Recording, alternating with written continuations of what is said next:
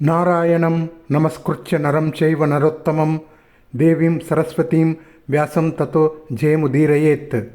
అంతర్యామిగా ఉండే శ్రీమన్నారాయణ స్వరూపుడైన శ్రీకృష్ణునికి, అతడి స్నేహితుడు, మానవులలో శ్రేష్ఠుడు అయిన అర్జునుడికి, సరస్వతీదేవికి, వేదవ్యాస మహర్షికి నమస్కరిస్తూ జయం అనే పేరుతో ఉన్న మహాభారత కథను చెప్పాలి. జనమేజయ మహారాజుతో వైశంపాయన మహర్షి ఇలా ద్యూత పర్వం గురించి చెప్పసాగాడు. సమాప్తే రాజసూయే తు క్రతుశ్రేష్ఠే సుదుర్లభే శిష్యైః పరివృతో వ్యాసః పురస్తాత్ సమపద్యత. అతి దుర్లభమై యజ్ఞాలలో శ్రేష్టమైన రాజసూయ యాగం పూర్తి అయిన తర్వాత వ్యాసమహర్షి తన శిష్యులతో కలిసి ధర్మరాజు వద్దకు వచ్చాడు. అప్పుడు ధర్మజుడు వెంటనే ఆసనం నుండి లేచి తమ్ములతో కలిసి వ్యాసమహర్షికి ఎదురేగి పాద్యం ఆసనం సమర్పించాడు. తన తాతగారైన వ్యాసమహర్షిని పూజించాడు.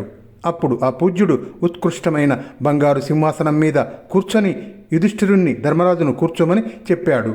తర్వాత తమ్ములతో కలిసి కూర్చున్న ధర్మరాజును ఉద్దేశించి మాటలలో నేర్పరి అయిన వ్యాసమహర్షి ఇలా ధర్మజునితో అన్నాడు. కౌంతేయ, దుర్లభమైన సామ్రాజ్యాన్ని పొంది అదృష్టం కొద్దీ వృద్ధి పొందుతున్నావు. కురుకుల ఉద్ధారక, కౌరవులు అందరినీ నీవు వృద్ధి పొందిస్తున్నావు.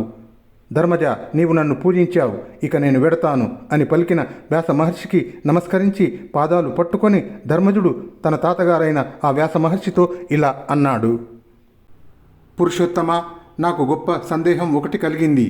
నీవు తప్ప దానికి సమాధానం చెప్పగలవారు వేరే ఎవరు లేరు. నా తండ్రి గారి కోరిక రాజసూయ యాగాన్ని నేను చేయటం. దానివలన ఆయన ఇంద్రలోకంలో ఉండగలుగుతారు. అందువలన నేను రాజసూయ యాగాన్ని అనుష్ఠించాను. కానీ ఈ యాగాన్ని అనుష్ఠించటం వలన ఈ భూమండలంపై సర్వక్షత్ర వినాశకమైన యుద్ధం సంభవించేందుకు కారణమైన సంఘటన జరిగే అవకాశం కూడా ఉన్నదని నారద మహర్షి నాకు చెప్పారు. పితామహ, ఉత్పాతాలు దివ్యాలు అని అనగా పిడుగుపాటు మొదలైనవి, అంతరిక్షాలు అని అనగా ధూమకేతువు మొదలైనవి, పార్థివాలు అని అనగా భూకంపాదులు మొదలైనవి అని 3 రకాలుగా ఉంటాయని నారద మహర్షి నాకు చెప్పారు. ఈ శిశుపాలుని మరణంతో ఈ ఉత్పాతాలు ఏమైనా శాంతించాయా అని ధర్మరాజు అనగానే ఆ మాట విని పరాశర సుతుడు, కృష్ణద్వైపాయనుడు అయిన వ్యాసుడు ఇలా అన్నాడు. మహా ఉత్పాతాల ఫలితం 13 ఏండ్లు ఉండి తీరుతుంది. సర్వక్షత్రియ నాశనం జరిగి తీరుతుంది.